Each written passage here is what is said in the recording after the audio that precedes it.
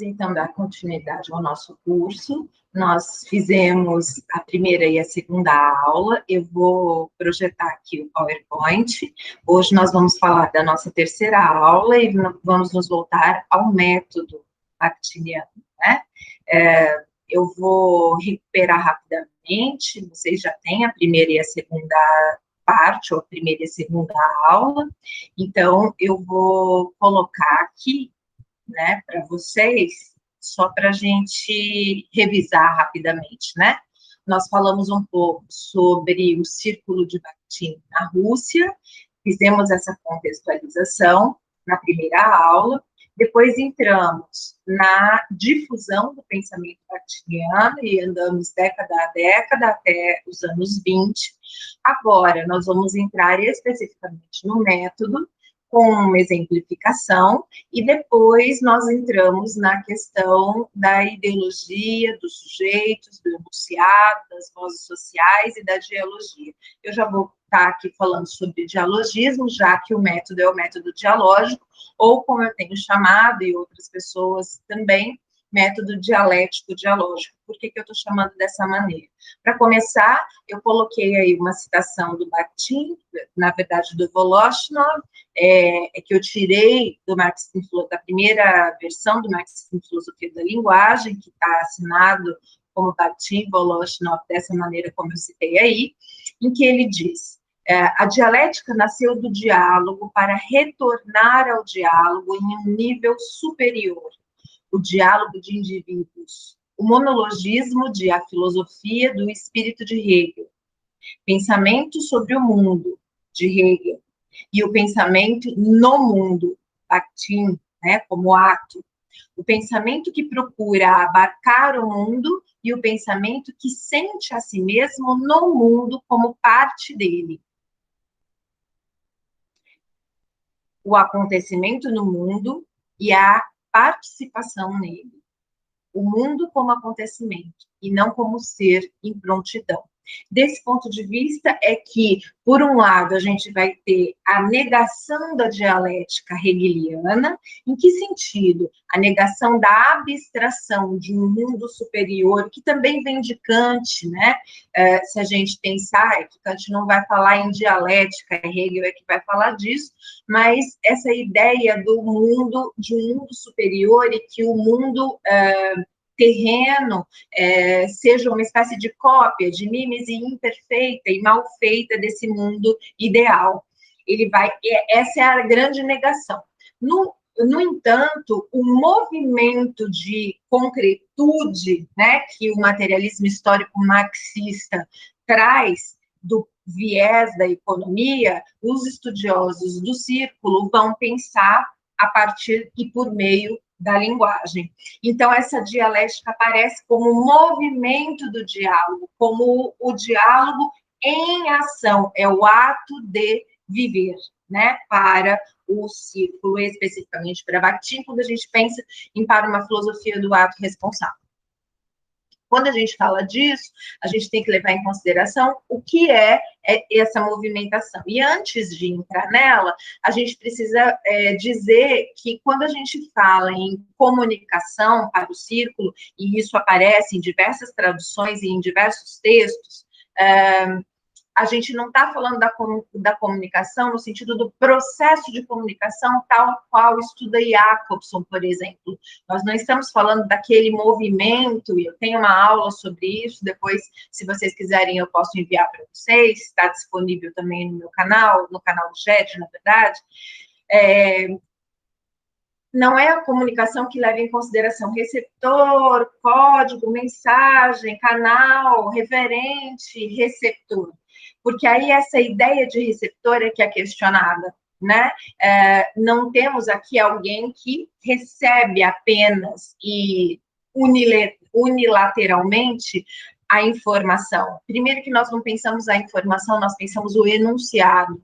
Segundo que nós não pensamos esse sujeito outro como um receptáculo passivo, mas como aquele que tem uma escuta ativa e que no ato de interação da comunicação, ele responde, mesmo quando calado, né, mesmo quando só assiste, aspas, esse só, né, ele não vê, não lê, não ouve algo e fica inerte, ele pensa, ele responde mesmo que seja internamente, e isso vai aparecer como respostas em outras situações que não necessariamente no contato imediato daquela situação específica de interação. Então, desse ponto de vista, a gente entende a comunicação como uma comunicação entre sujeitos, né? E aí eu fiz um esqueminha em que eu coloco, né, a linguagem como organismo vivo, tal qual entende a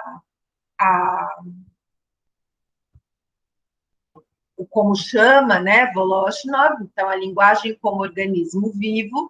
Isso vem de um ensaio do Kanaev que nós temos tradução no Brasil, em português, feita pelo Adair Sobral, mas que é pouco lido, que é o Vitalismo, e é muito interessante porque, como alguém da biologia, o Kanaev vai pensar como é que a linguagem se regenera, como ela evolui na mudança, né? Isso tem a ver com a sociolinguística, de certa maneira, não é pensar a língua ou as mudanças como uma degradação da língua, mas sim como um rearranjo, né? Essa vivacidade, né? Que ela possui. E que essa sua inconstância, eu estou brincando aí com esse in separado, né? A constância e inconstância, a estabilidade e a instabilidade da linguagem vem por ela estar em movimento, por ela estar viva, por ela ser viva, né? Essa linguagem em movimento, como ela se movimenta na comunicação entre os sujeitos, né? Essa comunicação, ela não é uma comunicação de informação, a gente sabe que não existe neutra, né?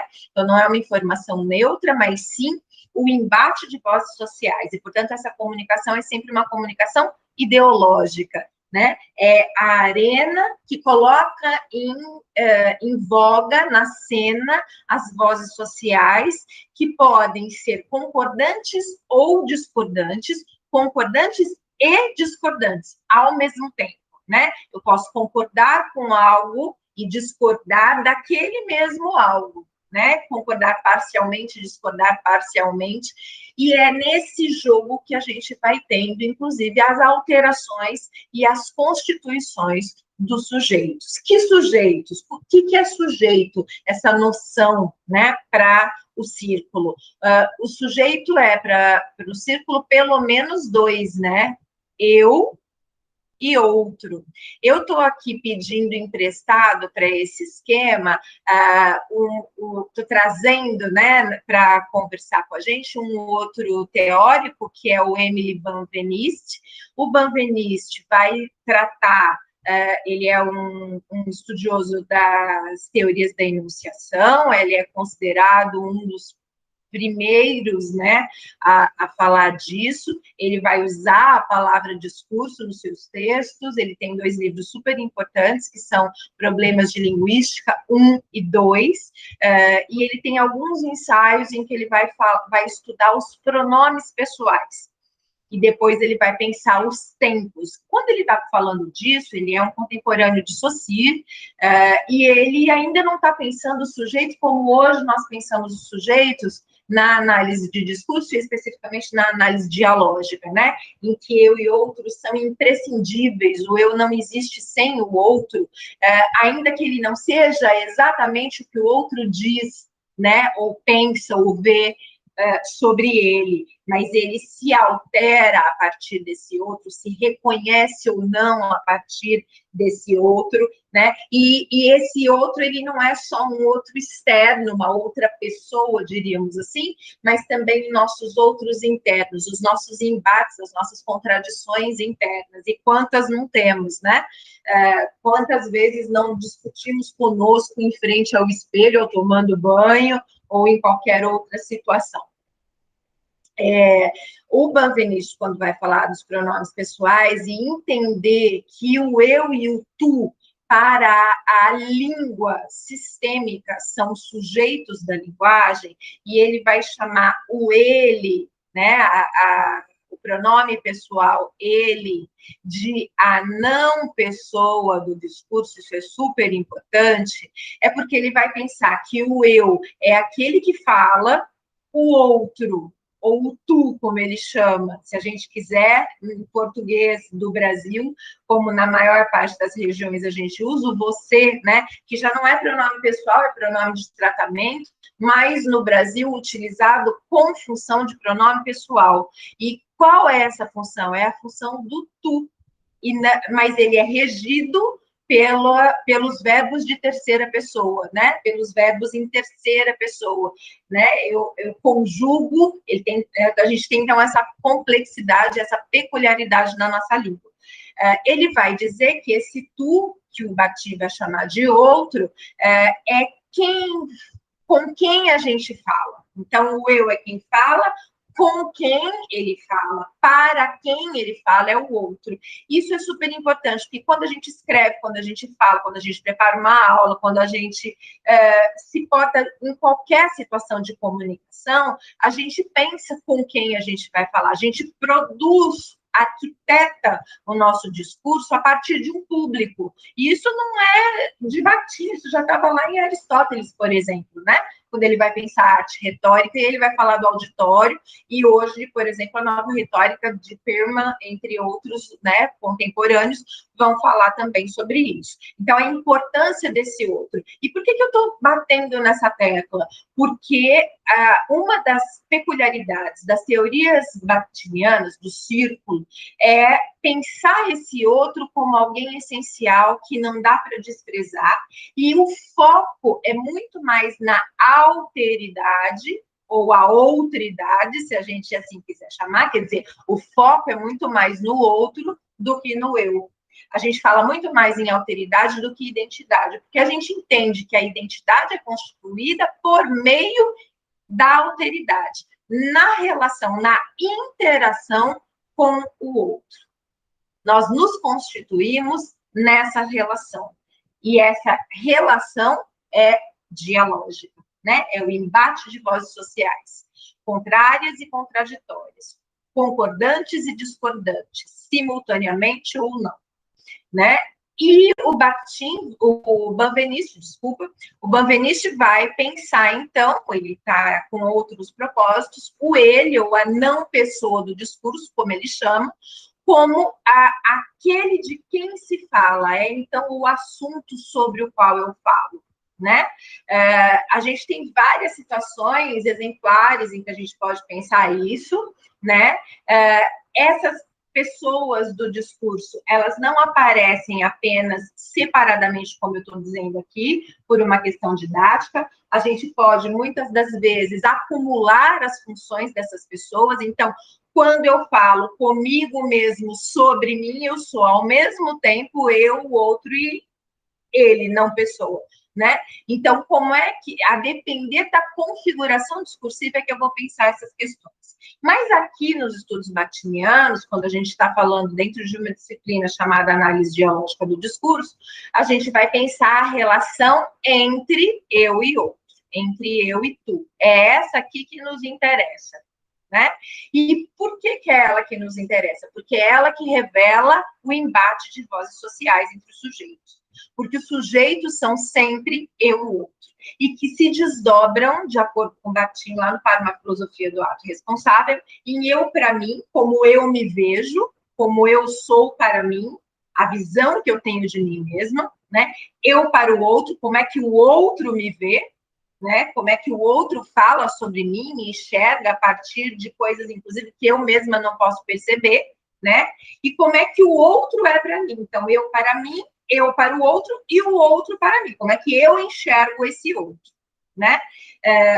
Se eu levo em consideração ou não, mais ou menos, o que ele pensa e diz sobre mim, se isso me afeta, de que maneira afeta, etc.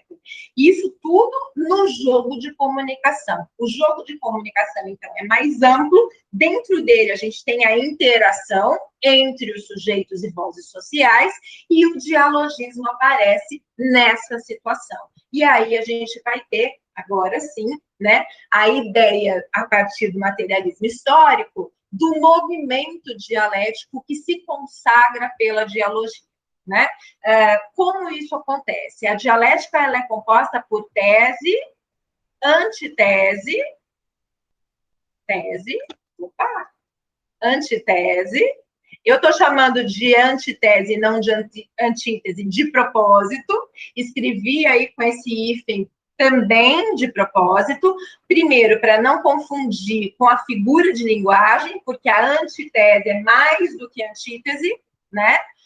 E segundo, porque é uma concepção desse movimento, né? Uma concepção de negação. Claro que a figura de linguagem antítese também tem essa ideia, da ideia do paradoxo, claro, né? É a contradição, é o contraditório. No entanto, aqui é o contrário, e não necessariamente contraditório. E a síntese? A grande questão está aqui, na síntese.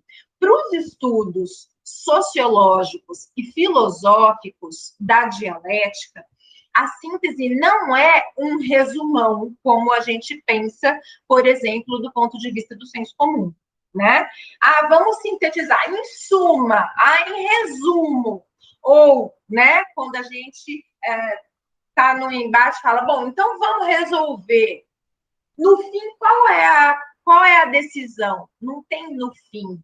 A síntese não é esse ponto final que tenta, de alguma forma, abarcar de uma maneira diplomática tese e antitese, ou afirmação e negação. Veja que eu coloco embaixo aqui, né? Afirmação e negação. Cuidado, porque quando eu coloco afirmação, não significa que o discurso comece sempre com uma assertiva, né? A gente pode ter a afirmação sendo materializada por uma negação, mas é a primeira exposição ou enunciação de um determinado tema que se coloca em diálogo, tá? A antitese é o posicionamento contrário a essa primeira enunciação. Então, se eu digo que fumar faz mal à saúde, essa é a tese, né? A antítese é de que outras coisas fazem tão mal ou até mais mal do que o cigarro, e que, portanto, não tem problema e ele nem precisa ser proibido. A síntese deveria dizer, bom, então se para uns incomoda e para outros não, então aqui dentro, num espaço fechado, a gente não vai fumar, a gente vai combinar que quem quiser fumar, vai fumar lá fora, né?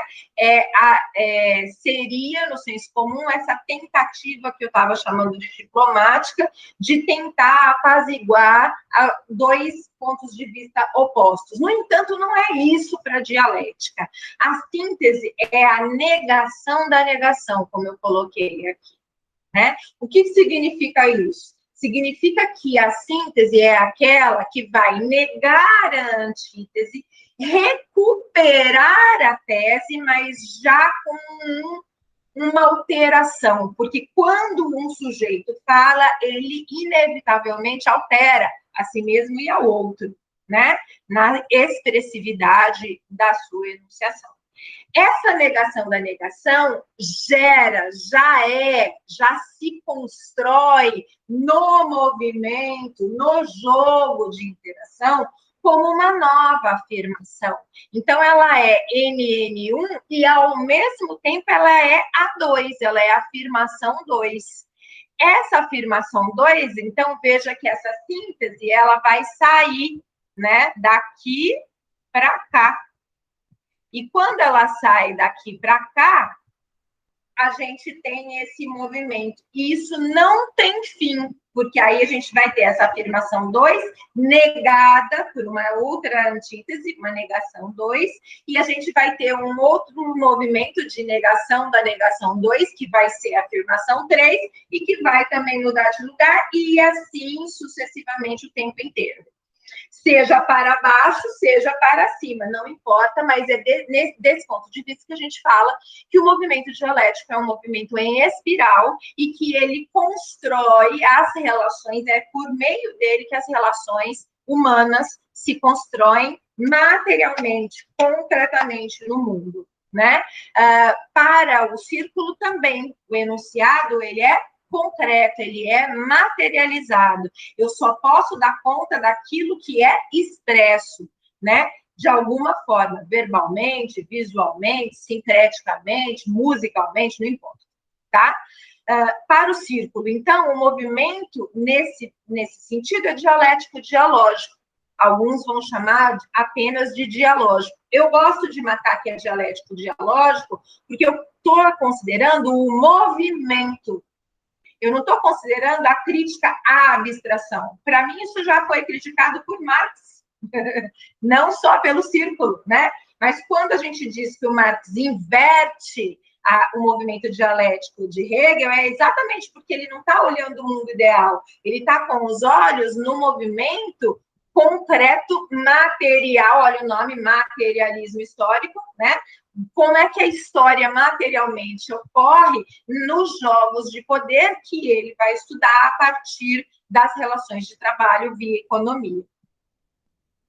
Então, para o círculo, o movimento é dialético-dialógico, porque ele considera o movimento dialético com todos os seus elementos, tese, antitese e síntese, de forma material, concreta, e não admite a síntese como uma mera superação que encerra o diálogo, que é um ponto final. Não. Ao contrário, ela incute, a síntese incute a sua continuação, uma vez que modifica aparentes extremos dicotômicos, né?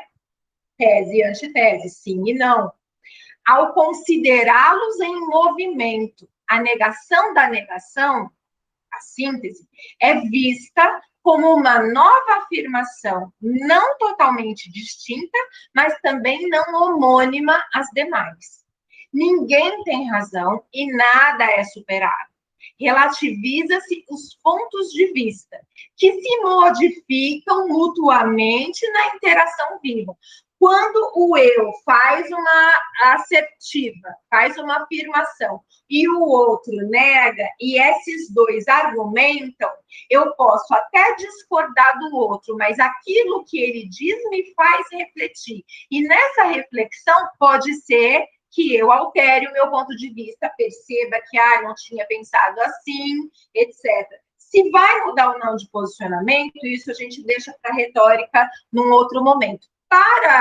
Para esse momento, como método, a gente não pode esquecer que é jogo, que é na interação, no jogo de vozes, que não tem campeões, mas sim diálogo, né, entre posicionamentos históricos que revelam, sim, disputas de poder, entre outras questões, é isso que nos interessa, né? Me perdi.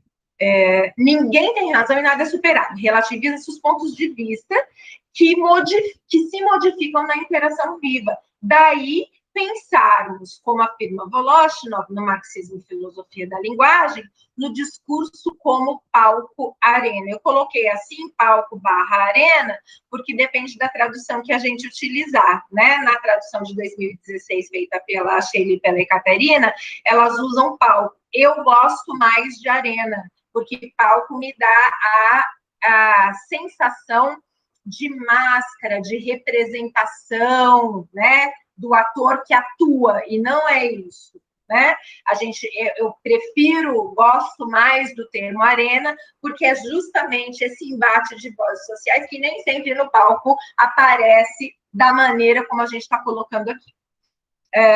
Afinal, sabemos que todas as noções do círculo giram em torno da concepção ampla e filosófica de diálogo, seu método filosófico materialista histórico dialético, aquilo que Voloshinov, Medvedev e Bakhtin, entre outros membros do círculo, vão chamar de a poética sociológica, e vão propor essa poética sociológica como um método de filosofia da linguagem, que aqui no Brasil a gente estuda como método de análise dialógica do discurso. Né?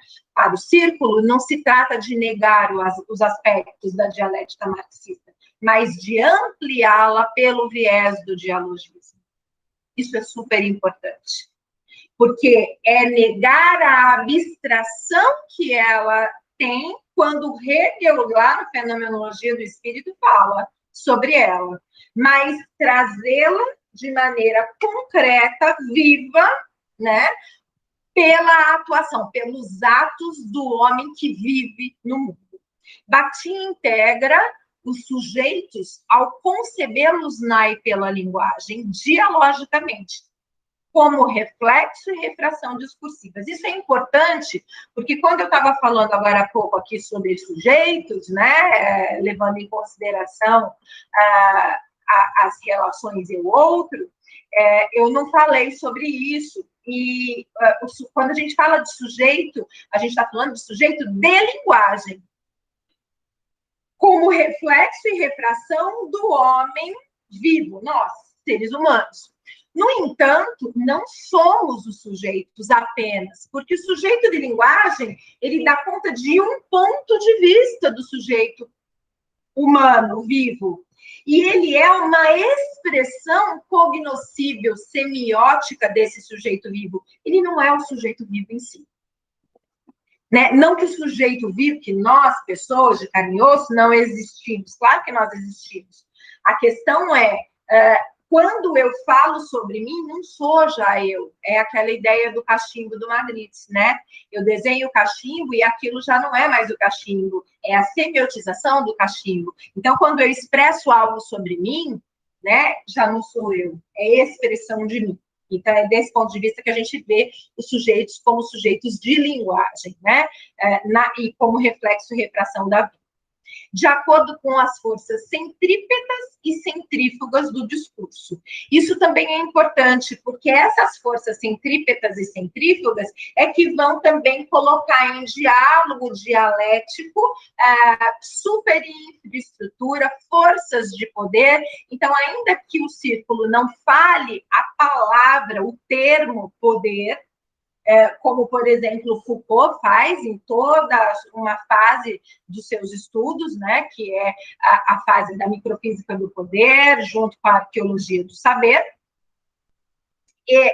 o círculo toca e fala e trata, né, das relações de poder quando fala em vozes sociais, quando coloca em jogo as vozes sociais que se materializam nos discursos pelos sujeitos, que trazem o embate de poder entre classes e grupos, que representam vozes da superestrutura, ou do topo da pirâmide social, e da infraestrutura, da base dessa pirâmide.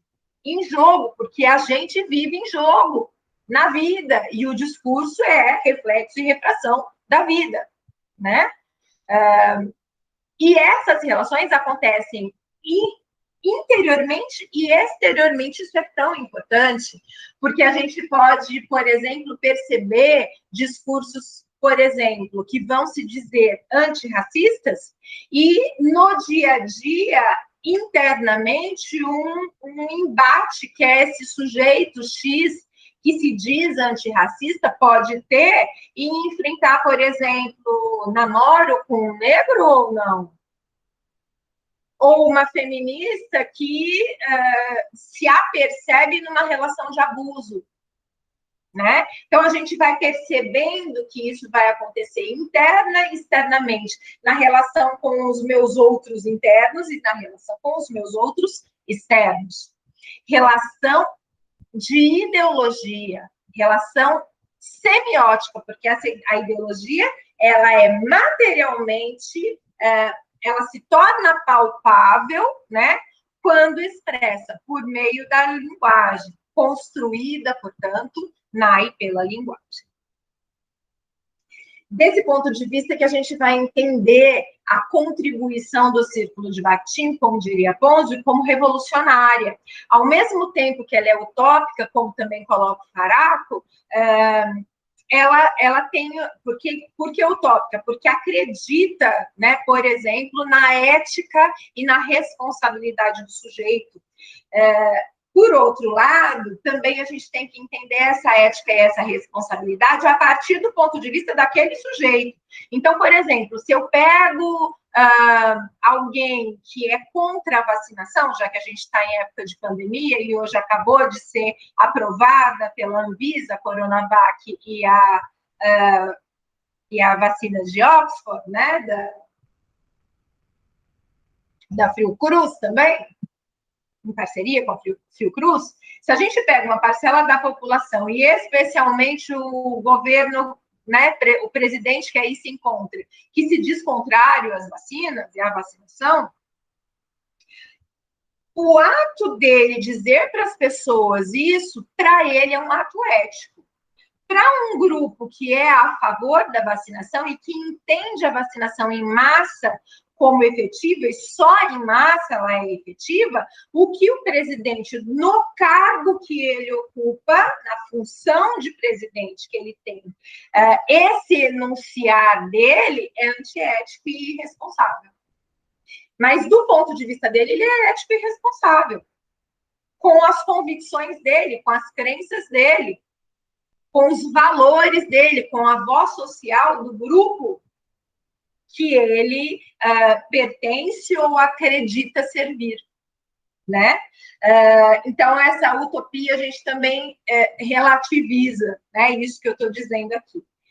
Mas a grande revolução é trazer do mundo das ideias, do impalpável, do inconsciente, do abstrato, para o concreto, para o chão, para a infraestrutura, por meio da linguagem, as noções de signo ideológico. A ideologia passa a ser materializada e a gente entende, então, que um determinado vocábulo, por exemplo, gado, não é usado fortuitamente, ou jacaré, né, que agora está na moda, porque o Bolsonaro ia dizer macaco, mas aí ele trocou e falou, vou usar jacaré para ninguém dizer que eu estou usando macaco e estou xingando. E aí o jacaré tem outra conotação. Então, a escolha do lexema é uma escolha ideológica, né? E ao tratar disso dessa maneira, a gente tem o que o Ponzi vai chamar de revolução bakhtiniana. E ele diz assim, a contribuição do círculo à dialética materialista, veja que não sou só eu que estou falando em materialismo histórico dialético e em método dialético dialógico, o Ponzi já falava disso, e outras pessoas mais, não quero ser injusta aqui e esquecer de outras pessoas, mas é uma concepção, né? Consiste em ter explicitado que o caráter fundamental da materialidade é a alteridade, o outro, como eu estava dizendo. Portanto, a dialética se apresenta na dialógica, porque nela, na dialógica, no movimento, é que o diálogo não é uma característica exterior ao discurso, mas sim sua estrutura. Não dá para pensar. Aí a gente vou trazer aquela citação famosa, que a gente sabe até de cor, né? Do Voloshinov, que está lá no Marxismo e Filosofia da Linguagem, que mesmo o monólogo interior é dialógico. E dialogia não é a mesma coisa que polifonia, né? Polifonia tem certas circunstâncias peculiares e específicas. Não é todo discurso que é polifônico, mas todo discurso é dialógico. Mesmo o monólogo interior é dialógico. Porque a dialogia, o embate de vozes sociais, ele está presente porque o homem, como sujeito social, se constrói na relação com o outro. E essa é a importância de se pensar esse método. Como esse método aparece? Levando em consideração dois itens muito importantes, né? O Geraldo já falava sobre isso, fala sobre isso há muito tempo, falou sobre isso há muito tempo, a importância do cotejo. Um discurso é aquilo que ele tem de comum com outros e também de diferente com outros. Então, para eu tratar de determinado enunciado, eu tenho que pensar esse enunciado na relação que ele tem com outros enunciados, de mesmo gênero ou de gêneros diferentes. Ou não, e de gêneros diferentes. Porque, a depender da pesquisa que eu faço, do estudo que eu faço, se eu quero pensar a caracterização de um dado gênero, eu tenho que pegar vários exemplares daquele gênero e de outros gêneros para ver o que ele tem de peculiar, o que ele tem de estável e de relativamente instável. O que tem aquele enunciado específico de dado gênero de peculiar dentro de uma determinada esfera? E aí a gente tem o outro elemento importante, que é o contexto. Pensar o enunciado sempre situado, e não abstrato, voando no sei lá onde, na estratosfera, né? Às vezes é muito bonito a gente só ficar falando de teoria, mas eu sempre digo que é papaguear, né? Tem gente que fala bonito, decora até trechos, né, de livros e conhece a metalinguagem, mas na hora que vai para a análise não dá conta do enunciado, né? E é por isso que eu vou trazer um exemplo aqui. No freudismo, que é um texto que muita gente despreza e que eu acho que é super importante, como os outros, o Voloshinov vai dizer que os laços sociais mais amplos, longos e sólidos, em cuja dinâmica se elaboram todos os elementos do conteúdo e as formas de nosso discurso interno, o interior, e externo, o exterior, todo o acervo de avaliações, pontos de vista, enfoque, etc., através dos quais lançamos luz para nós mesmos e para os outros sobre os nossos atos, desejos, sentimentos e sensações, tem que ser levado em consideração. Todos esses laços têm que ser levados em consideração quando fazemos a análise de um dado enunciado, colocado sempre de maneira situada, num contexto. Por isso eu comecei falando do círculo na Rússia, fiz um breve, mas muito breve histórico até chegar no Brasil, para depois entrar no método e aí a gente ir pensando concepções e análises de maneira dialogada, em conjunto, tá? E sempre com cotejo. Como eu disse, um discurso, ele se caracteriza na relação com outros discursos, né? Então, eu não consigo dizer assim, tal discurso é X coisa, mas de onde você tirou isso, né? Ele é assim se eu pensar na relação que ele tem com outro assim, com outro assado, e como eu vou escolher um dado enunciado e com quem, com quais outros ele se relaciona, ou quais eu vou trazer para cotejo, é o X da questão. Como fazer isso? É um método. Então, que critérios metodológicos eu vou utilizar para colocar, para pensar esse diálogo e esses enunciados nessa cadeia, né? O que é cotejar? Quando a gente vai para o dicionário, né, e eu fui lá no Ruais procurar, que é uma palavra que não é usada muito em outras culturas e em outras línguas. Cotejar pode ser, é similar a comparar, mas não é comparar. Porque, por exemplo, não é a mesma coisa que faz a literatura comparada, por exemplo. Tá? Então, o Ruais me diz assim, cotejar, investigar, analisar alguma coisa, colocando-a em confronto com outra, a partir de uma dada cota, de um dado fragmento, de um pequeno universo, da delimitação de um objeto de estudo. Eu não vou cotejar com tudo, não dou conta, ninguém consegue, né? Confrontar. Estabelecer comparação entre investigar semelhanças e diferenças entre uma ou mais coisas. Comparar. 2.1. Comparar duas versões de um mesmo original. Ou uma tradução e uma versão com o texto de origem, para verificar a ocorrência de possíveis saltos, impropriedades, trechos truncados e afins. 2.2. Confrontar duas provas sucessivas de revisão, de paginação, de prelo, etc. Então, veja, esse movimento acontece na tradução, no estudo filológico, historiográfico, na revisão de um dado texto, né, de um trabalho gráfico. para verificar se as emendas, alterações ou demais indicações foram realizadas. A gente faz muito isso nas publicações de artigos e capítulos, livros, né?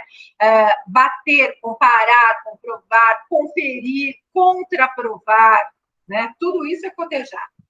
2.3, confrontar com uma outra coisa, para verificar se há erros na composição, bater, comparar, conferir, comprovar.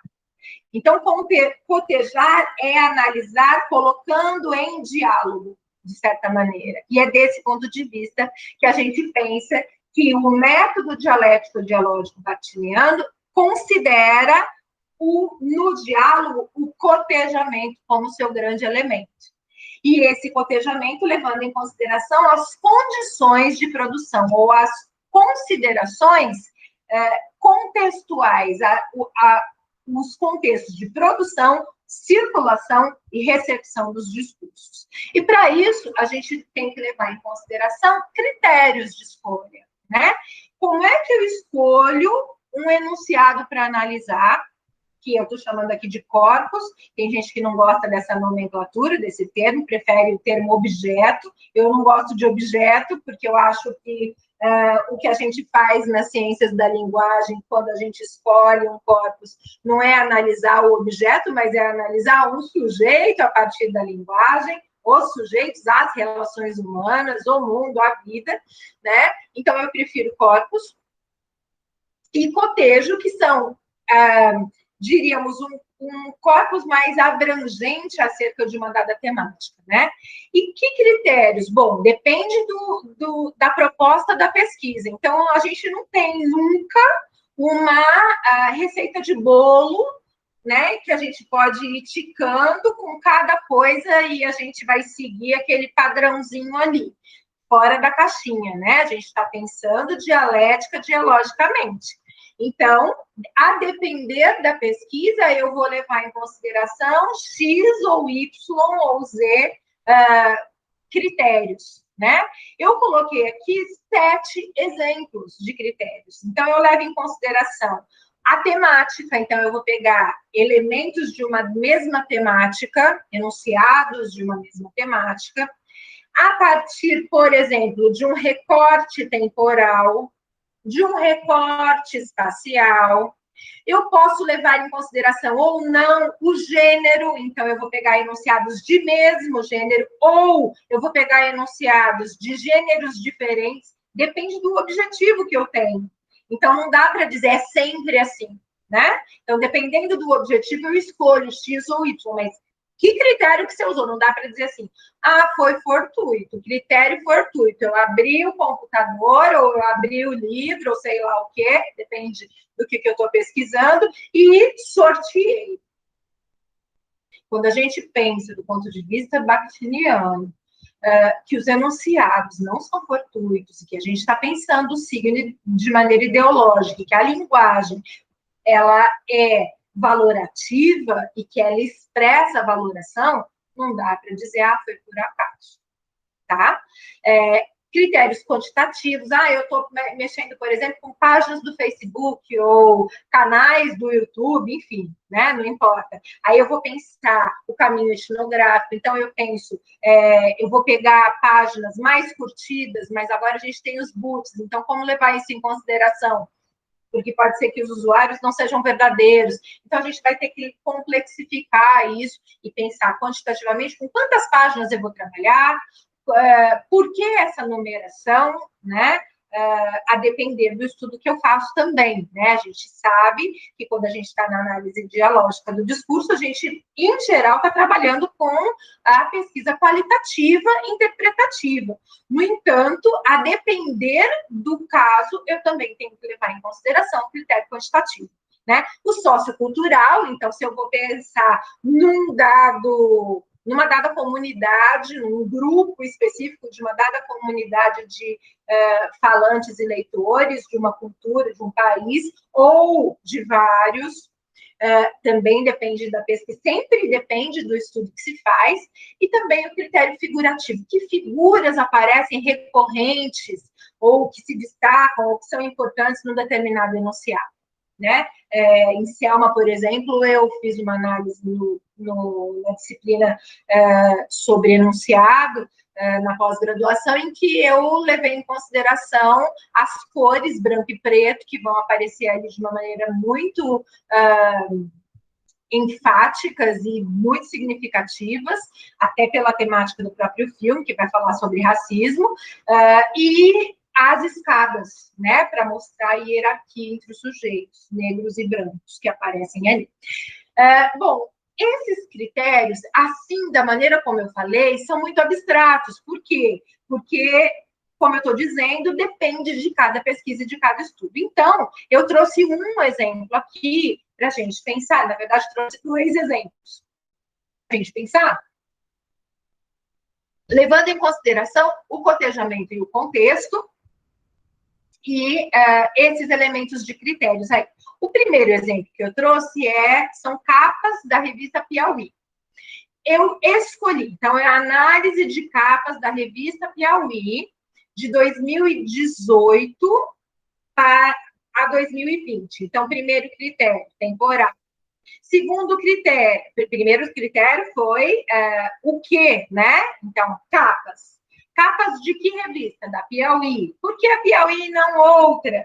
Porque eu olhei várias revistas, olhei Veja, Exame, Carta Capital, Piauí, e dessas que eu olhei, eu percebi que a revista Piauí tem na sua capa um trabalho que, de certa forma, performatiza o ponto de vista da revista e daquilo que está acontecendo, não só naquela edição, mas naquele momento no país.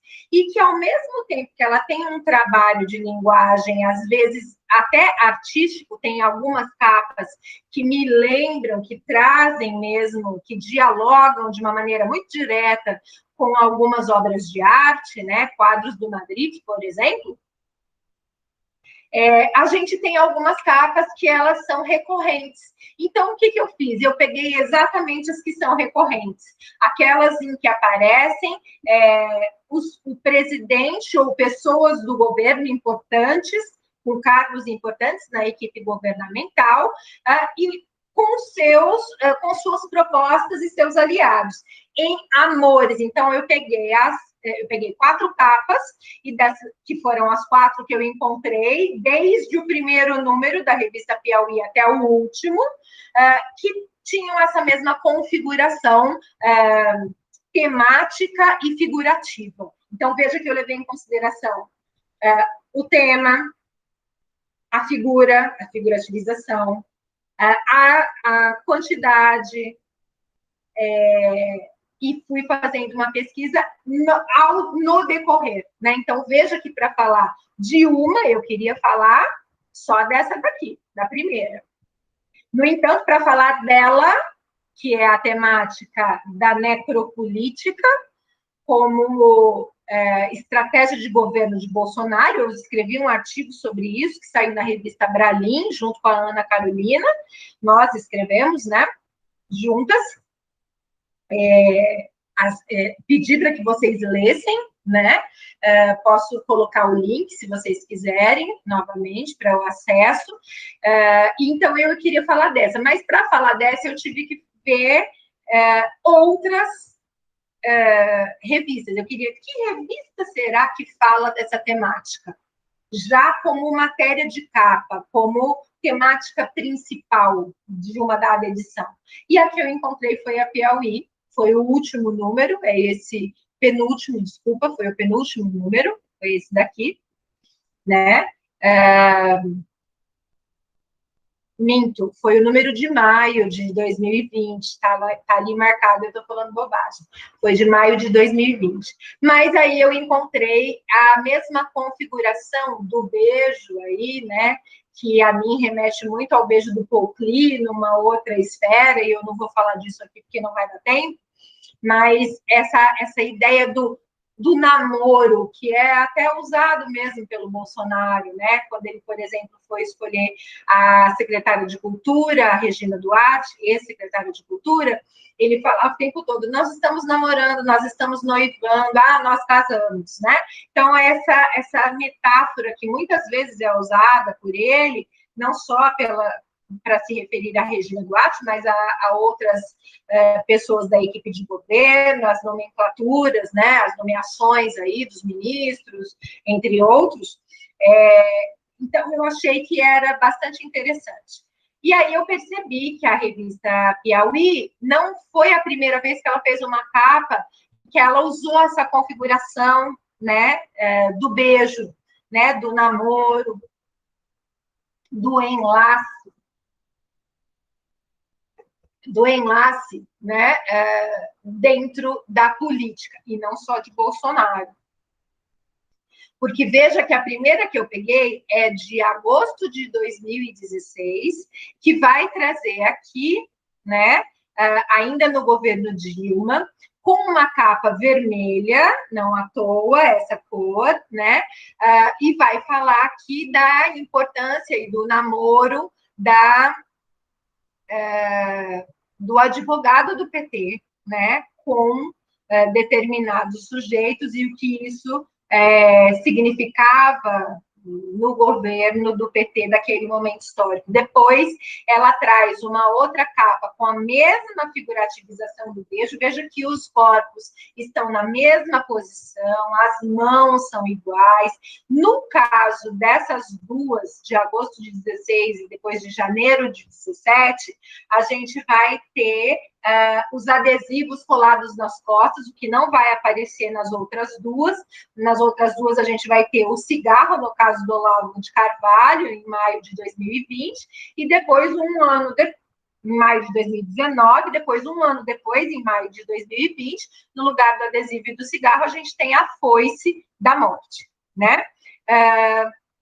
Então, essa é uma configuração, de certa forma, já clássica na Piauí, que a gente tem 3 governos aí passando por essas configurações de capa, né? O governo Dilma, aqui já falando sobre impeachment, quase já no governo de transição, então Dilma Temer, né? E aqui a gente tem já 2 no governo Bolsonaro, ele foi o único que eu encontrei com 2, né, com mais de uma capa com essa configuração do beijo, e não coincidentemente, capas de maio de 19 e exatamente um ano depois, maio de 2020. Né? Em maio de 19, a revista trazia na sua capa azul, né? Ternos azuis, fundo azul, é o azul e branco que está aí, diferente do verde e amarelo muito usado por Bolsonaro, o namoro, né, que ele tem com a ala, que é chamada assim, né, de ala olavista. Então, o namoro com Olavo de Carvalho, né, chamado de como é que esse sujeito vai, de alguma forma, influenciar esse governo. E depois, em maio de 2020, já pandemia, já o Brasil perdido, né? Tanto em números de morte como em estratégia de governo, ele abraçado com a morte, né? Ele lamentava, depois em julho ele vai dizer que ele lamenta as mortes e tal, mas e daí? Né? Já em maio de 2020, a revista Piauí trazia na capa, já com um fundo terroso, com os ternos o terno e a roupa da morte, o manto aí da morte, né? Também marrons, né? Essa coisa do terroso como e essa morte aí, as terras dos túmulos, né? Ir para a terra, até que a terra comer, né? Tem a ver com isso. Essa escolha cromática, ela está em concordância com a escolha temática. E, ao mesmo tempo, a gente já tem aqui o ponto de vista daquilo que eu escrevo no artigo, que eu escrevi em julho de 2020, foi publicado em dezembro, que é o necropoder e a necropolítica, como chamam em Bembe, né, como estratégia do governo Bolsonaro. Não é que ele não faz nada para combater a pandemia. Ele não quer combater a pandemia porque ele tem na pandemia uma grande aliada, né? Qual é a sua aliança com a pandemia? A morte. É um governo da necropolítica. É um governo que não só flerta, como age de acordo com o necropoder. Mas eu vou parar por aqui. Tem muitas coisas para falar sobre essas capas, só que nesse momento, como eu estou enfatizando a questão do método, era só para mostrar, para exemplificar, depois a gente pode voltar nelas quando a gente estiver falando de signo ideológico e aprofundar e mostrar como a gente faz para pensar a constituição desses enunciados, mas aqui era para mostrar como é que eu pego um exemplar e aí eu tenho que ver esse exemplar na relação com outros. Nesse caso, da mesma revista e de outras revistas. Num determinado tempo histórico, né? Então, eu peguei desde o primeiro número até o último, e eu escolhi temáticas que eram figurativizadas da mesma maneira. Eu poderia ter pensado na figurativização oposta, não, mas eu não encontrei, por exemplo, na Piauí, uma capa que fosse completamente diferente, né? Para pensar, por exemplo, uma mudança de posicionamento. Isso não acontece. Há uma coerência, inclusive, na construção da voz social dessa revista. Tá? Então, eu estava pensando no método, que levou em consideração o cotejo, e que eu tenho que levar em consideração também a contextualização, como eu tentei fazer aqui. O outro exemplo, e esse eu vou falar um pouquinho mais, de uma maneira um pouco mais alongada, é o exemplo da Barbie. Né? Eu tenho uma aluna de mestrado, a Laura Teixeira, que estuda a Barbie fascista, os memes da Barbie fascista. E para trabalhar com os memes da Barbie fascistas, como, por exemplo, esse daqui, que é do corpus dela, ela teve que ir atrás da Barbie, da boneca Barbie. Como foi construída, produzida a Barbie, com que intuito, em que época, quem é a fábrica, o que tem da Barbie, né? Como a Barbie se comporta ao longo desde 1959, quando ela é lançada, até hoje. Por que é a Barbie que é chamada de Barbie fascista? E não outra boneca ou outra personagem, né? Então, para entender esse signo ideológico e a constituição dele, a representatividade, para pensar os reflexos e retrações valorativos que ali aparecem nos memes, a gente teve que ir buscar a história, o contexto da boneca e ao longo do tempo. E aí eu vou falar, ainda que muito rapidamente, sobre isso. Nós escrevemos juntas, eu e a Laura, 2 artigos. A Laura está terminando a dissertação de mestrado dela, então logo ela defende, já qualificou, vai defender até abril ou maio, e a gente vai ter a dissertação dela como uma discussão mais aprofundada sobre isso. Mas a gente já escreveu 2 artigos que estão em avaliação, um pela revista Geln e o outro é um capítulo de livro que vai sair agora em 2021, um livro da Conselho de Cultura Acadêmica da Unesco. E em que a gente analisa essas coisas, e se vocês quiserem depois, eu posso mandar para vocês.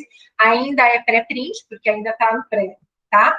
Mas eu peguei um pouco dessas discussões que a gente fez nessas 2 publicações, para trazer aqui para vocês como ilustração dessa questão do método que a gente está falando aqui.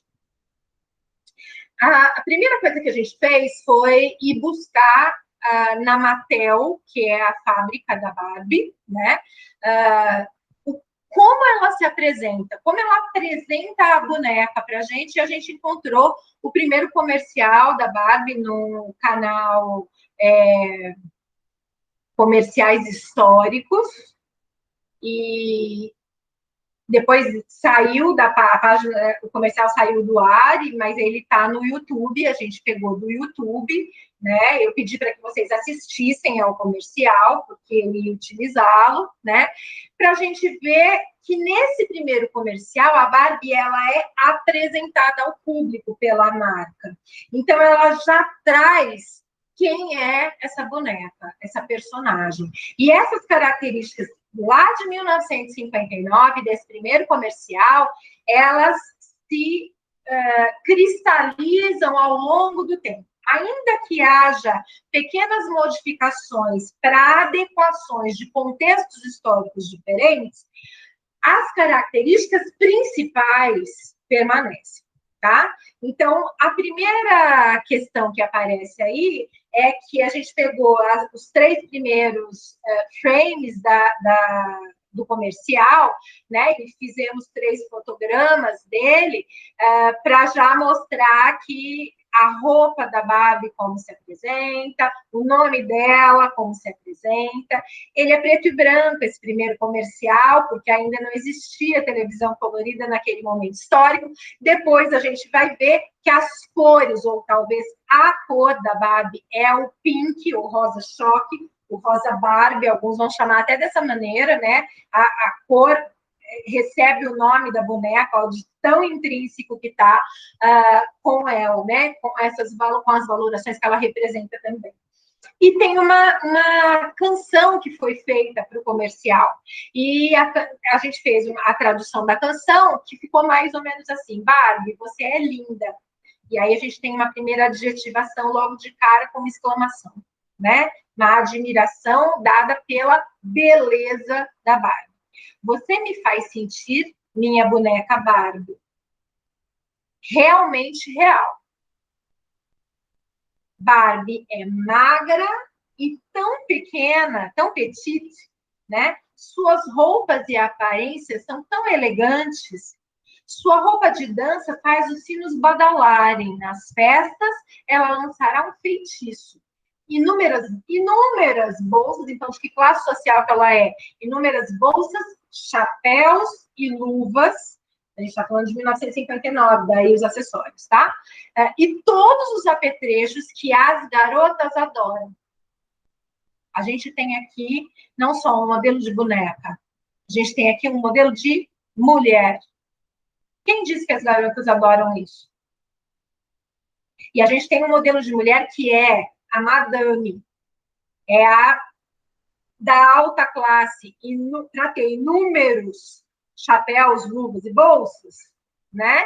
E depois a gente vai ver que ela vai ter empresa, a gente vai ver que vão aparecer desenhos e brinquedos, e ela vai ter inúmeras coisas mesmo. Ela é sempre colocada dentro de uma mansão, ela tem muitos servos, escravos mesmo empregados, né? Ela é dessa classe, ela representa, então, a voz social dessa classe, desse grupo social, né? Um dia eu serei exatamente como você. Deixei aí destacado, porque a gente tem, é tão maluca a ideologia, que a gente tem, por meio da Barbie, né, começaram a aparecer os cosplay de pessoas no mundo todo que fazem inúmeras cirurgias plásticas para ficarem com o corpo da Barbie. A Barbie real, né? A gente também tem o Ken real, que passou também por várias cirurgias. Mas aqui a gente está falando da Barbie, então eu vou focar nela, tá? Até lá, eu saberei exatamente o que fazer. Barbie, linda Barbie. Eu acreditarei que eu sou você. E isso abriu um mercado gigantesco e oprimiu as mulheres. E é tão forte, porque oprime as meninas desde criança, porque é um brinquedo para meninas, assim dito pela própria fábrica. A gente vai ver que a Mattel nunca se volta para as crianças, ela sempre se volta aos adultos, porque quem compra, quem tem o dinheiro para comprar, são os adultos. Então, ela se volta, por exemplo, para os pais, para as mães, mais especificamente. E a Barbie vai representar uma espécie de mini adulto para a criança que eu quero ser quando eu crescer. É importante a gente saber um pouquinho da história da Barbie, né? Primeiro, a Barbie tem esse nome porque a idealizadora da boneca tinha uma filha chamada Bárbara, e aí todo mundo chamava de Barbie, então ela deu o nome da filha para a boneca. Ela quis construir a Barbie dessa maneira, né, com esse corpo, com esses trajes, porque ela não encontrou uma boneca que tivesse essas características. Num primeiro momento, a Barbie foi comercializada em sex shop, antes de 59, e dela nascer para o grande público, e ela era muito rejeitada para crianças, exatamente por ela ser uma boneca, de certa forma, sexualizada, com seios voluptuosos, com glúteos voluptuosos, cintura fina, o corpo violão, muito inspirado nos anos 50, inclusive, quando ela surge, em atrizes e modelos da época, principalmente do cinema norte-americano, Brigitte Bardot, por exemplo. Happy Bird, como é que é o nome? Esqueci do primeiro nome, mas enfim, tem Marilyn Monroe, tem várias, né? Que vão ter essas características corpóreas da Barbie, tá? E aí, ao mesmo tempo, essa mulher Barbie que vai constituindo uma imagem de mulher para a sociedade, para as crianças, para a sociedade, porque os homens também procuram mulheres com essa configuração corpórea, ou com determinados atributos, né? Ela é elegante, ela é fina, ela é chique, né? Então, não só com esses atributos físicos, mas principalmente, né? Sempre loira, etc. A gente tem hoje, eu vou mostrar por cotejo, uma propaganda outra, chamada Somos Todas Barbie, uma campanha, né, que a Barbie fez, trazendo Barbies diferentes, né, com deficiências físicas, com vitiligo, negras, mas nunca essa Barbie é obesa, por exemplo. Nunca essa Barbie é muito baixinha ou mais alta, ela é sempre padrão Barbie. Ela tem algumas na família dessa campanha, que é de 2018, para exatamente angariar um nicho de mercado que já não quer mais aquela imagem, não quero me identificar com a Barbie, não quero que a minha filha se identifique com a Barbie, então eles lançaram outros tipos de Barbies. Mas, ao mesmo tempo que parece democrático e trazer, acoplar a diversidade, ao mesmo tempo é padronizado. E essa Barbie, ela tem uma coisa que é muito doida, porque ela é a mulher plastificada. Ela não tem ruga, porque ela é uma boneca. Ela é de plástico, ela é artificial. Só que no mundo real, as mulheres que se enxergam ou que querem ser, que se projetam com uma imagem de Barbie, aí elas também usam e abusam de cirurgias plásticas, de cremes. Então, por isso eu disse que abriu um nicho de mercado para a indústria farmacêutica, por exemplo, de cosméticos, né? Então, aplicação de botox, então a dermatologia, né? E a plástica que muitas das vezes vão ter, e outras bonecas e outras personagens de gamer, por exemplo, de HQ, por exemplo, que vão começar a ter a partir dela, da Barbie, os seus corpos também com características muito semelhantes a dela, né? Essa é a propaganda. Eu também peguei os primeiros frames aí para fazer os fotogramas do comercial Somos Barbie, em que a Barbie é igual à menina, e aí a gente tem várias meninas diferentes e as Barbies diferentes, né? Esse comercial eu peguei de 2020, mas essa campanha já é lançada em 2018, é trabalhada em 2019 e explode em 2020. Na campanha de 2019, no próprio canal da Barbie, tem uma descrição, e a descrição é assim: Somos Barbie é a campanha da Barbie focada em inspirar todos a serem o que quiserem. Serem o que quiserem, desde que seja Barbie, né? Descubra novos looks, tons de pele e infinitas possibilidades para criar novas histórias com sua filha. Veja que aqui a gente tem explicitamente, como eu tinha dito, o direcionamento para quem o canal e a campanha fala. Aqui outro, ela fala, né, aos pais. Sobre a Barbie. Há mais de 61 anos, a Barbie guia meninas por um caminho de autodescoberta, ajudando-as. Olha como a Barbie é boa, não é um produto de consumo. Nós não estamos aqui vendendo. Não é uma boneca, um produto nesse sentido. É um valor, né? E a gente está ajudando essas meninas a se descobrir, né? A imaginar possibilidades. Depois de mais de 180 carreiras inspiradoras, porque a última campanha se focou forte, se focou nas profissões, né? A Barbie que deixava de ser a madame que fica em casa e passou a buscar uma profissão, e aí tem várias, tá?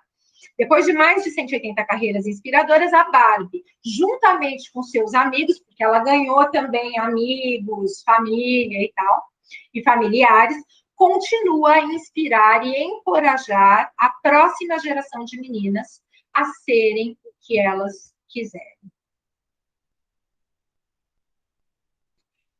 É tão interessante, porque aí, para pensar nisso, nem cheguei ainda lá no meme, tá? Mas aí, para pensar nisso, e para pensar que alguém pode me perguntar assim, mas será mesmo que as pessoas querem ser a Barbie? Fora essas que você citou, Lu, que mudam o próprio corpo, tem outros elementos ou outras evidências ou outras movimentações de mulheres que querem ser Barbies? Tem.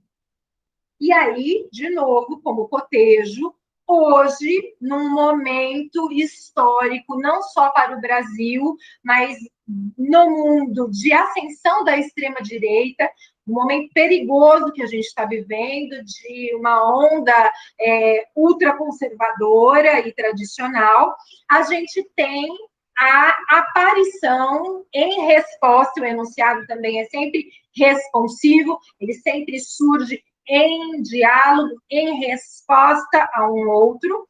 A gente vê o movimento Threadwives, que apareceu na Inglaterra em 19 e eclodiu em 2020, no mundo todo, ganhando, inclusive, um documentário, que foi o documentário que eu passei o link para que vocês assistissem. Esse movimento, ele responde ao movimento feminista, a terceira onda do movimento feminista, e aos direitos humanos e das mulheres. Quanto mais a gente tem, historicamente, fortalecimento, encorajamento, né, para, por exemplo, aquilo que a gente tem visto, né, o empoderamento das mulheres, né, o movimento Girl Power, a terceira onda feminista, incluindo novas movimentações e pensando em pautas diversas, né, do movimento de mulheres negras, por exemplo, ou LGBTQIA+, junto com outros grupos de mulheres, a gente vai tendo, então, a Lei Maria da Penha, as denúncias aparecendo, a questão da sororidade, a gente falando sobre isso. Ao mesmo tempo, quanto mais isso aparece fortemente, do outro lado, olha as forças centrípetas e centrífugas, olha a superestrutura em embate, né?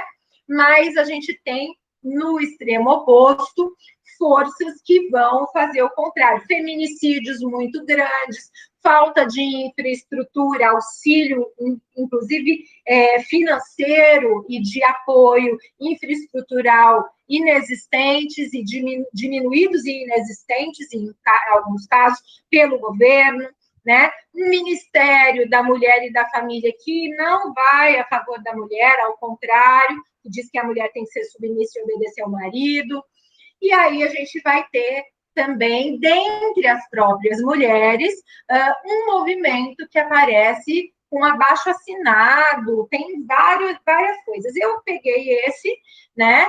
Poderíamos falar de outras questões, eu também escrevi com a Carolina um artigo sobre os casos do Mellen, do Márcio Mellen e do Robinho, para pensar a violência doméstica no Brasil.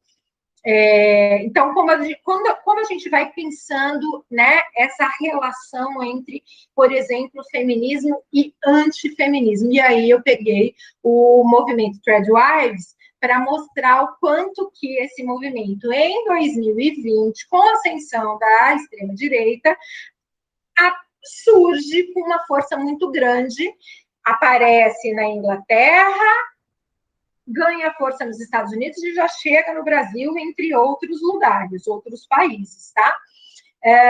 De uma maneira muito forte. Esse movimento, ele se diz antifeminista e ele recupera valores dos anos 50. E as mulheres se vestem exatamente como aquela primeira boneca da Barbie do comercial de 1959, em pleno ano 2020. Tá? Tem um livro que eu acho fantástico, da Naomi Wolf, chamado Mito da Beleza, que todo mundo devia ler, em que ela vai mostrando quanto mais as mulheres vão ocupando espaços fora de casa, elas vão emagrecendo, né, do ponto de vista físico mesmo. E aí a gente chega na anorexia, na bulimia, né, de uma beleza anorexa valorada, né, porque ela tem que competir com o homem no mercado de trabalho em condições muito desiguais, inclusive desnutrida. Ela vai mostrando isso ao longo da história, com estudos. Ela foi anorexia e ela conseguiu sair, se curar da anorexia, com muitos estudos de medicina, com nutrólogos, de história e de arte. E aí ela reúne esses estudos e escreve esse livro, que é um clássico. Eu peguei aí a versão de 2020, mas ele já existe há algum tempo. É, para mim, uma bíblia para quem quer entender um pouco essa ideia do corpo e da imagem de mulher ao longo do tempo. Ela diz assim, no texto dela: as possibilidades para as mulheres se tornaram tão ilimitadas ao longo do tempo que ameaçam desestabilizar as instituições das quais depende uma cultura dominada pelos homens. E uma reação coletiva de pânico por parte de ambos os sexos, mulheres e homens, forçou a busca de imagens contrárias. E é aí que aparece, por exemplo, o movimento Threadwives, né? As esposas tradicionais. É isso que, de forma literal, significa, né? Threadwives. De mulheres que se dizem, né, querer assumir esse lugar de servidão. O termo vem da abreviatura traditional, do inglês, e wives, plural de wife, também do inglês, esposa, e é uma expressão de mulheres tradicionais. No Brasil, tem sido conhecido esse movimento como o movimento de donas de casa tradicionais. Tá? E aí a expressão donas de casa é importante, porque já é uma modificação e uma adaptação para o nosso contexto. O objetivo, eu não vou entrar aqui nessa comparação, porque é um cotejo, né? Então não é o meu corpus principal. O objetivo desse movimento é dar vazão a valores supremacistas brancas como ato voluntário de servidão da mulher aos filhos, à casa e principalmente ao marido. Que valores supremacistas? Ele se baseia nos anos 50, pós Segunda Guerra Mundial, mas com vistas ao que aconteceu com alguns valores nazistas. Então, a eugenia vai aparecer, a branquitude vai aparecer de uma forma muito forte, né? São mulheres brancas, em geral, de classe alta, geralmente loiras ou naturais, ou porque tingem, né? Loiras não de cor de cabelo apenas, mas de mentalidade, são Barbies, né? A máxima desse movimento é que o homem precisa ser agradado o tempo inteiro sem ouvir não nunca. E com a sua, e esse possessivo é importante, sua esposa. A mulher não tem autonomia, porque ela é um objeto do homem, ela é dele, ela é sua, né? Como objeto caminesa, como chama a Studart, já lá em 1974, tá? A disposição do homem serviu a ele, e em desigualdade, e elas assumem isso. Quem funda esse movimento é uma mulher chamada Lena, uma inglesa chamada Lena, vocês devem ter visto no documentário, senão eu posso deixar o link também. E ela vai dizer que essa é a função da mulher de acordo com Deus, porque esse movimento também está fundamentado num cristianismo que é, ao mesmo tempo que abarca, né, religiões protestantes e católicas, né? Um fundamentalismo religioso que vai dizer que a função da mulher é ser esposa e mãe.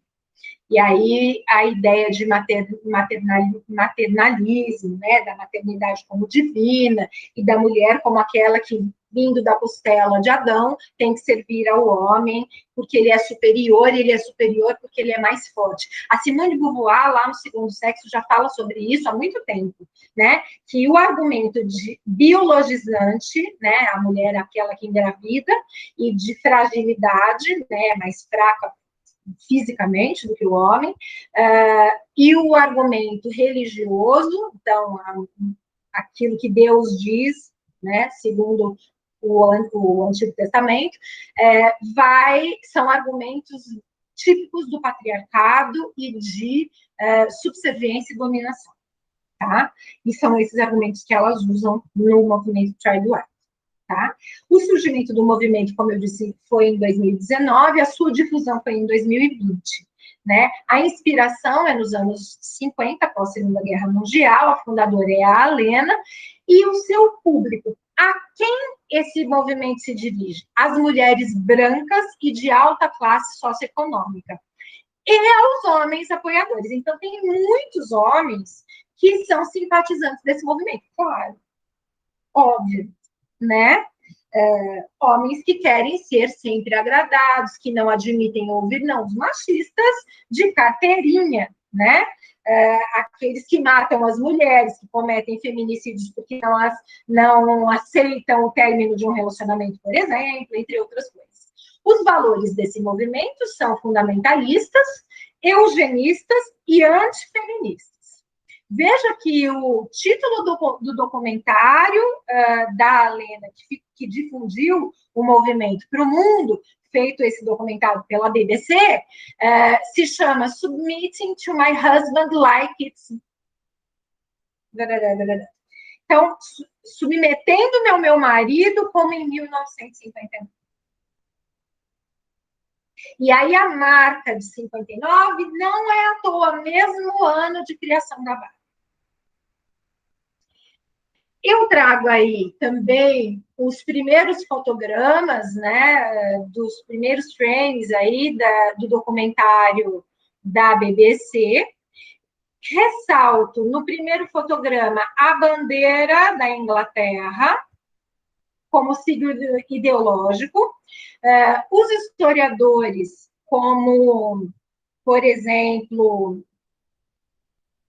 a Schwartz, a Dias, mas também Hall, entre outros, vão dizer que uma das características dos movimentos ultra extremistas, né, fascistas, nazistas, totalitários, absolutistas, né, um dos elementos fortes é o ufanismo. Então, vejam que o uso da bandeira fica sendo esse símbolo, né? E é desse ponto de vista que eu estou entendendo aí a bandeira como um signo ideológico. Eu e o Fábio escrevemos 2 artigos, o Fábio tem uma pesquisa de iniciação científica que ele também está terminando, sobre a nação, né? Nas eleições, sobre o signo ideológico nação, a partir de 2018, como esse signo que ganha esse status ufanista, então as cores verde e amarela, a bandeira do Brasil, a camiseta da seleção, né? Tudo isso muito usado como estratégia de marketing, mas mais do que isso, como estratégia de construção de uma mentalidade. Portanto, como construção ideológica ufanista de determinados valores, né? E ela começa, a abertura do documentário é aquele primeiro fotograma com um vaso de flor na frente e a bandeira da Inglaterra depois, e ela vai dizer que tem orgulho de ser inglesa, que ela defende o seu país, etc. Por que eu posso entender a bandeira como um signo ideológico? Segundo Voloshinov, lá no Marxismo e Filosofia da Linguagem, o signo não é somente uma parte da realidade, mas também reflete e retrata uma outra realidade, sendo por isso mesmo capaz de distorcê-la, ser-lhe fiel, percebê-la de um dado ponto de vista específico e assim por diante. As categorias de avaliação ideológica, falso, verdadeiro, correto, justo, bom, etc., podem ser aplicadas a qualquer signo. Onde há signo, há também ideologia. Tudo que é ideológico possui uma significação sígnica. Esses grifos aí são do próprio autor, mas eu concordo com eles. Em que sentido, Lu? Não dá para pensar ideologia fora da linguagem, porque ela se materializa. Lembra que a gente está falando do método dialético dialógico a partir do materialismo histórico, né? Então, do enunciado concreto, é só por meio do signo que eu consigo deixar a ideologia ou a valoração palpável, e é desse ponto de vista que a gente vai entender que o ufanismo, quando se concretiza por meio da bandeira, essa bandeira se torna um signo ideológico de uma voz social, apropriada por um determinado grupo social de uma determinada maneira. Então, é como se, por exemplo, no Brasil, a bandeira brasileira não fosse de todos os brasileiros, mas de um determinado grupo apenas. Hoje, tem muita gente que tem vergonha de usar a camiseta da seleção brasileira, porque ela deixou de ser a camiseta de um time de futebol que representa o país todo e passou a ser uma camiseta de cunho político de um determinado grupo e, principalmente, de uma determinada voz conservadora, de direita, e que assim tem orgulho de se autodesignar, inclusive.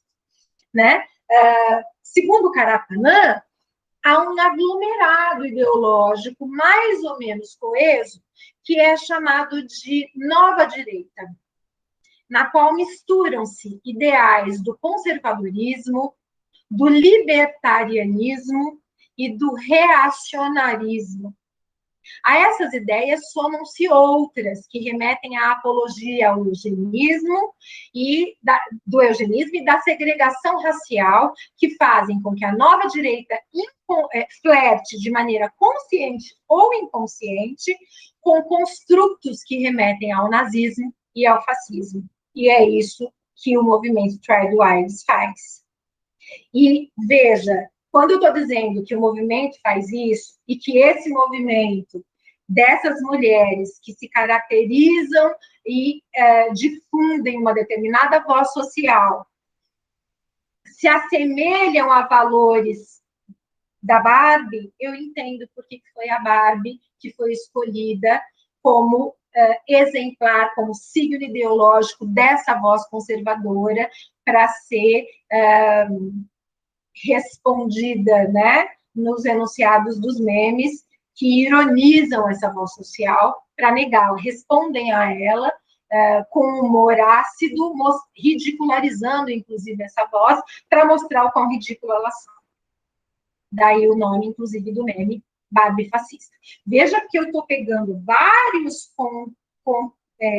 cotejos e eu estou pegando vários contextos para ir pensando historicamente, delineando um percurso até chegar no meme. É o método. Tá? Tem um site que a Lena também fundou, chamado The Darling Academy. Ela fundou em 1920, e 2020, desculpa, tá? E tem esse post, tem outros, né, em que ela diz que as Tradwives são a nova geração de Stepford, a nova Stepford. E aí, outro cotejo, né? Porque quando fala nova Stepford, o que é a nova Stepford? Existe um filme chamado Mulheres Perfeitas, que foi feito em 2004,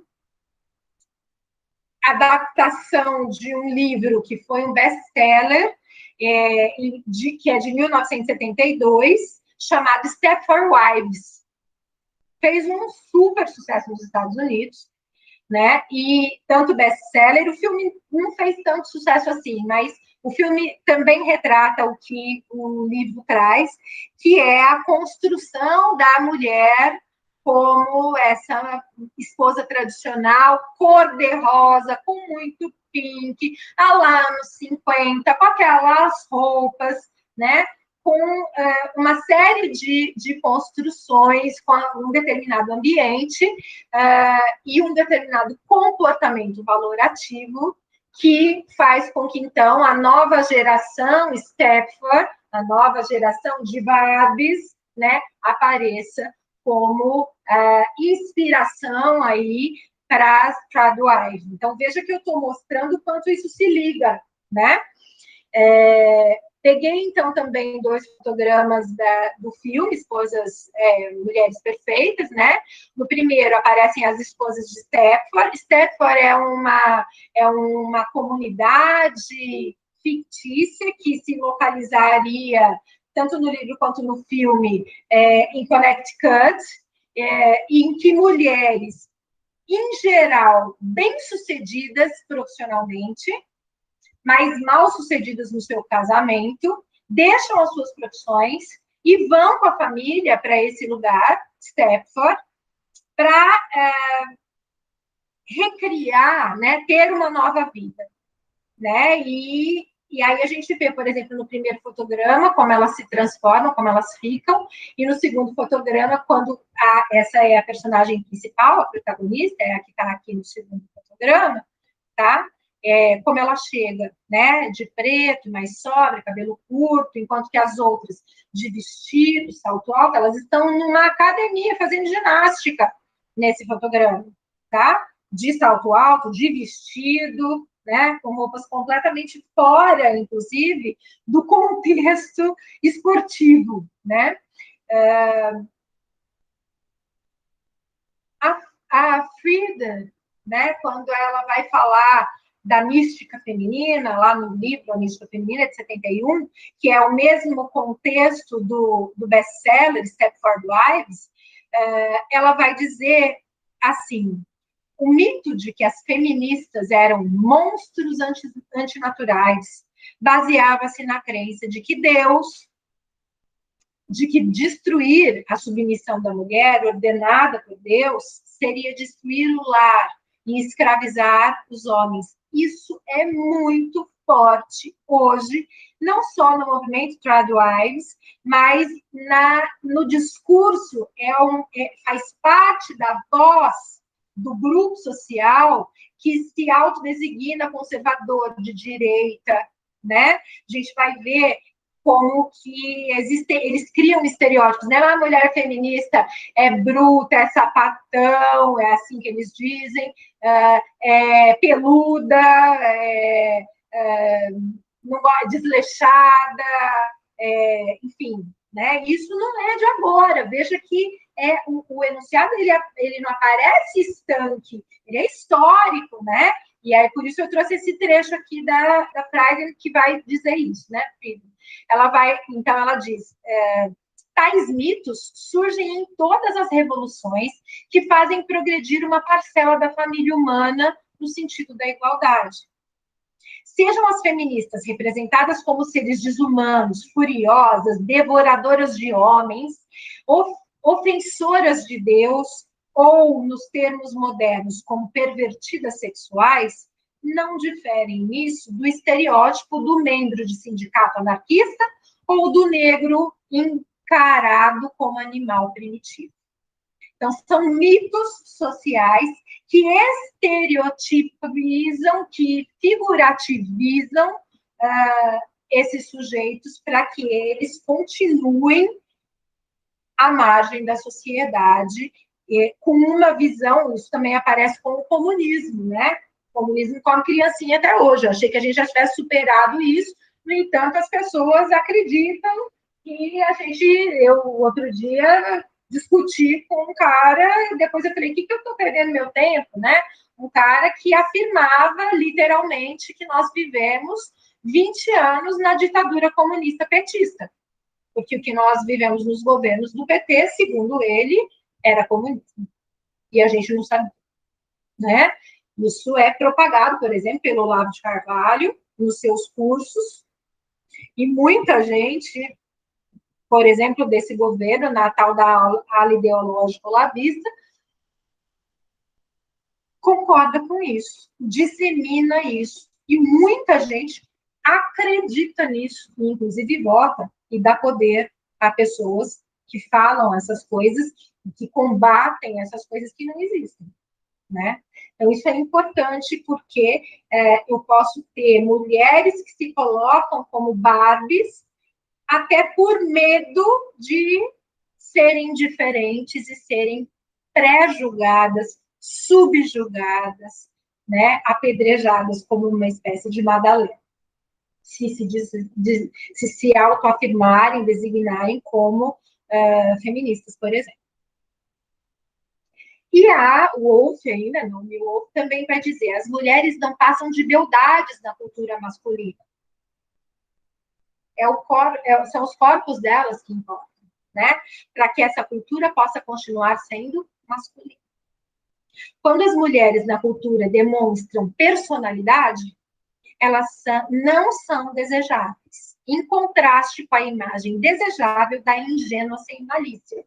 A Barbie é representante, ícone, reflete e retrata essa ideia da mulher ingênua, delicada, sem malícia, de certa forma até meio burra, desastrada.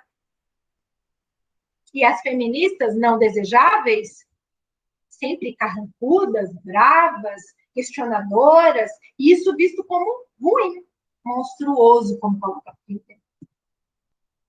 Aí sim a gente pode chegar na figura dos memes, né, da Barbie antifascista, da Barbie fascista. Tem também a Barbie antifascista, que eu não trouxe.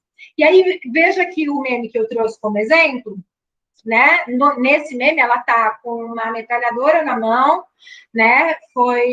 A gente tirou eu e a Laura, de uma página do Facebook, que é a página Barbie Fascista, e ela diz, pelo direito, foi de 1919, meu Deus, por que eu estou com 1900 na cabeça? 2019, tá? E ela diz, pelo direito de me defender, muitas exclamações, pelo direito de me sentir segura dentro da minha própria casa. Somos cidadãos de bem. E aí as várias hashtags, né? Hashtag chega, hashtag PT nunca mais, hashtag ele sim, hashtag B17. Então, essa Barbie antifascista, ela tem toda essa valoração tradicional, essa Barbie fascista. Ela tem essa valoração, né? Ela representa, ela reflete e refrata essas vozes conservadoras, né? Tradicionais, de direita, nesse caso desse meme armamentista, bolsonarista, tá? Esse meme, ele ironiza essas vozes. E se eu não sei disso, eu nem consigo compreender o meme, porque eu vou achar que isso é verdade, né? Ele está ridicularizando, né? Por exemplo, né, ao falar do PT, né, tem uma frase, um slogan que ficou famoso da Barbie fascista, que é o PT, que a Barbie fascista ridicularizou, que foi uma frase de uma moça que fez uma live falando: o PT acabou com a minha vida. Essa é a frase, né? PT acabou com a minha vida. Esse enunciado, né? Acabou com a minha vida, mas ela era classe média alta. Como assim? Acabou com a sua vida? O que você perdeu? Não sei, né? Então, é isso que está aí sendo colocado, que está refletido e retratado nessa imagem dessa Barbie, da Barbie boneca, das Threadwives, tá? Esse meme, ele mostra, ele revela, né, com acidez a defesa, né, de Bolsonaro. Isso fica claro pela hashtag, né, pelas hashtags da campanha, pelo número de votação do PSL, né? Também marca a posição emotivo-volitiva intuativa desse sujeito com as várias exclamações que mostram, de alguma forma, que trazem para o verbal escrito o oral, né? Na ênfase aí. E o reflexo, refração da voz social abastada, conservadora e normativa. Para cotejo, eu peguei um outro meme que eu tirei do Instagram da Barbie Fascista de 2020. Então, o primeiro é do Facebook, o segundo é do Instagram, pensando o contexto da pandemia. E agora, para a gente ver que não são só as Barbies, mas que aí os amigos, as famílias, né? O grupo social todo da Barbie, da boneca, vai aparecer também nos memes, e aí a gente tem o Ken com seus amigos dentro da piscina, todos de máscara, mas um pertinho do outro, com drinks, dizendo o que é o coronavírus para quem conviveu 79.265 anos com a ditadura comunista do PT. Então, e uma coisa importante é que o meme da Barbie fascista, ele sempre vai trazer no discurso verbal discursos diretos de outros contextos. Então, falas emblemáticas ou que tiveram grande repercussão e viralizaram, e eles trazem essas falas, esses discursos diretos aqui, como se fosse o discurso dos bonecos, né, dessas personagens, portanto, e esse discurso direto é usado nos memes como um discurso indireto livre. É aquela parte do marxismo e filosofia da linguagem que Voloshina vai falar sobre a importância do discurso direto, indireto e indireto livre, né? E aqui a gente vê como uma grande estratégia, né, de construção discursiva, né, desses enunciados. Eu não vou ficar analisando mais do que isso, tem muito mais para mostrar, mas era só para trazer o quanto que o cotejo, a historicização e os critérios têm que ser claramente explicitados, eu tenho que ter consciência deles quando eu vou fazer um estudo e análise de um texto. Para analisar esse meme aqui, o primeiro, é que eu fui atrás da história da Barbie, dos comerciais, das produções, do movimento Pride Live, da voz social. Eu nem citei aqui no artigo, nos artigos a gente cita a capa da Veja, Bela Recatada do Lar, né? Então a gente vai vendo a construção dessa voz social, tá? Então era isso, para a gente pensar, de acordo com Voloshinov, que o homem é social, né? O homem social, ele está rodeado de fenômenos ideológicos, de objetos signos. E aí a boneca é um signo, o meme é um signo, a bandeira é um signo, o desenho é um signo, a capa, né? E assim por diante. Dos mais diversos tipos e categorias, de palavras realizadas nas suas mais diversas formas, pronunciadas, escritas e outras, de afirmações científicas, de símbolos e crenças religiosas, de obras de arte e assim por diante. Tudo isso, em seu conjunto, constitui o meio ideológico que envolve o homem por todos os lados em um círculo denso. Falar de enunciado é pensar o modus vivendi e o modus operandi de uma mentalidade, de uma cultura. E aí não dá para se pensar língua e linguagem sem ideologia, apartada, como dicionário, né? Estratificado, petrificado, sem o seu uso vivo no embate, né? Da arena da interação social. Tá? Eu trouxe ainda um outro cotejo com o esquete do canal Porta dos Fundos, chamado Barbies, que também ele é de 2018, época em que o meme da Barbie fascista apareceu e viralizou, que foi com o segundo turno da campanha, da eleição presidencial no Brasil, né?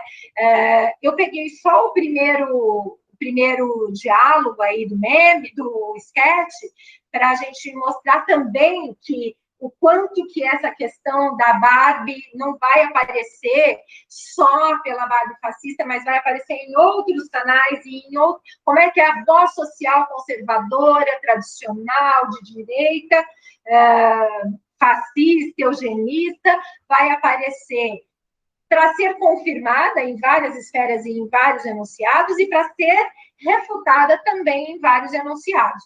Né?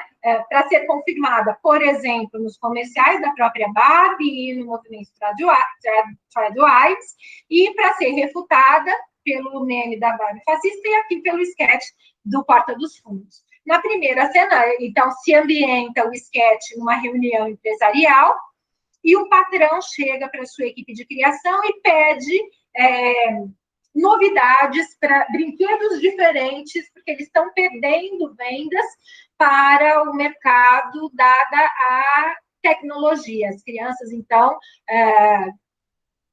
interessadas em videogames e na internet.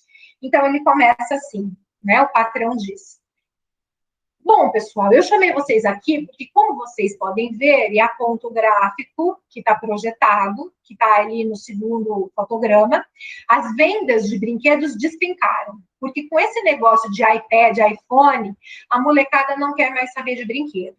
A gente precisa dar uma repaginada na nossa linha, colocar esses brinquedos mais em dia com o que está acontecendo nas ruas, com o contexto, com a vivência. Então, ideia de Barbie. Ele diz, né? Então, vamos lá, ideia de Barbie. Quem vai me apresentar a ideia nova de Barbie aqui? E aí, a Shirley, que está aí no primeiro fotograma, levanta a mão e ele diz, pois não, Shirley, vamos lá. E ela diz, obrigada, chefe. Bom, gente, a Barbie sempre foi um símbolo muito importante para as meninas. Então, de acordo com essas novas tendências da sociedade e tal, é com muito prazer que eu apresento para vocês a Barbie Rambo. Esse é o nome que ela dá. E o patrão, Barbie o quê? E ela, Rambo? Ela vem com 2 pistolas, uma faca retroserrilhada, vem com uma R15, já com o número de série aqui, ó, e ela vai mostrando, por isso está ali no primeiro fotograma, ela mostrando o número de série, e os apetrechos todos da Barbie. Já está raspadinho, e um cantilzinho que já está escrito aqui, bandido bom é bandido morto, em purpurina, porque ela mora no Rio de Janeiro e quer se vingar do Batman. O patrão do Batman, o nosso Batman, a Shirley, não, é um miliciano da Zona Oeste. O patrão, olha só, é tipo um ícone infantil feminino tomando de assalto um ícone infantil masculino. E a Shirley, isso, só que ao invés de tomando de assalto, a gente vai usar intervenção. Olha a escolha dos lexemas, das palavras, dos objetos, olha a importância, né, para a construção arquitetônica, né, dessa criação. E ela namora o primeiro quem hétero, que é a favor da volta da ditadura.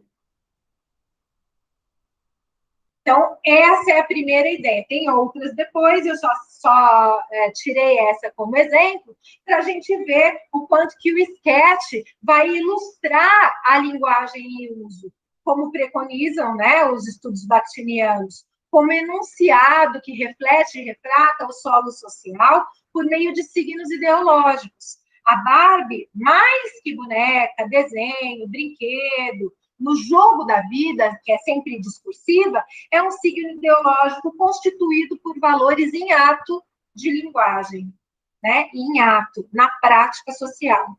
E aí, qual é a prática social que está sendo questionada, ironizada pelo sketch?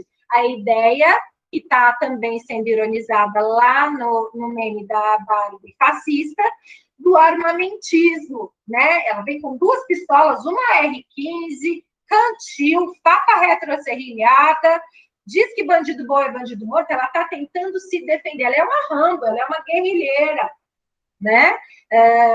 Agora, o que ela defende? A volta à ditadura, né? O conservadorismo, a tradição.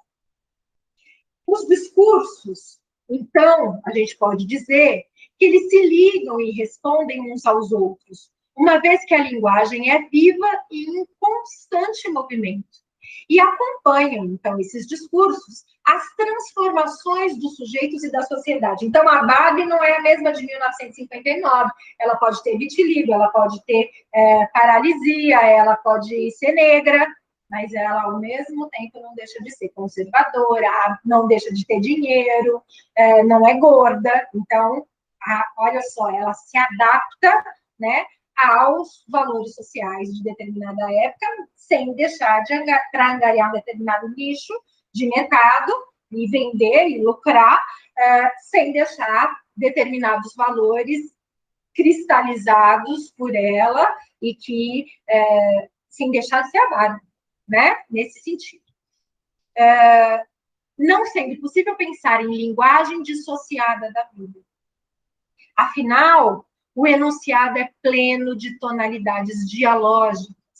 E o que torna os sujeitos seres responsivos e responsáveis nasce e se forma no processo de interação e luta com os pensamentos dos outros, com a alteridade, como nós dissemos.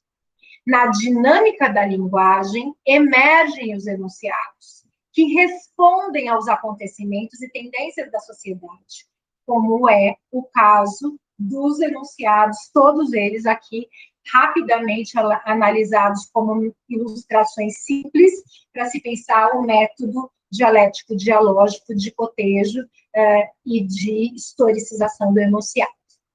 Obrigada, Era isso que eu tinha para mostrar nesse primeiro momento e para conversar com vocês. Vou postar no Classroom, né, essa